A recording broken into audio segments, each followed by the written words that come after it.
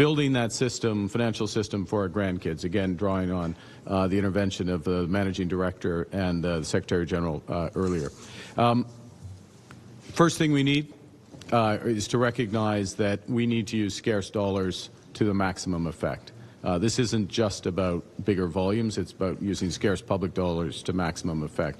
And that is catalyzing financial instruments using risk mitigation tools to better allocate risk between the public and private sector. I will just refer for speed to the agenda of the Private Sector Investment Lab and what the World Bank has been doing on risk management. The second point is crowding in institutional capital through originate to distribute models. There's a lot of words there. What it basically means is recycling the balance sheets of our international financial institutions. So they are there catalyzing the new lending.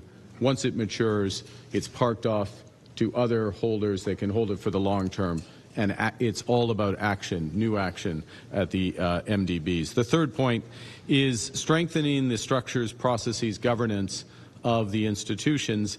To put it into plain words, the shareholders should be looking at key performance indicators that are directly tied, of course, to the Sustainable Development Goals, but also absolute volumes of capital that are moving. And in some cases, it's not about lending. It's actually about technical assistance. It's making capital flow possible.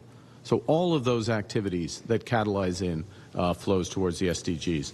I will reference the work that has been done and needs to be completed on a cross-border carbon market, which could close 1/3 of the climate finance gap between now and 2035. And I will also just associate myself with the framework that President Ramaphosa did outline for the G20, which is more comprehensive than what I've just said.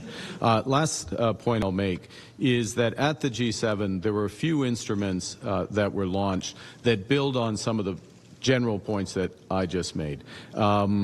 Billions of dollars in new financing through the IADB and the Caribbean Development Bank, and a structure where a number of countries came together called SCALE, which is Scaling Capital for Sustainable Development. The point of this, it's measured in billions, but really the point is it's a template.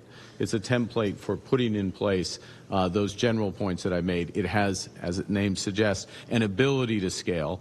And if I may close on this, Chair, there is an enormous gap. We know that.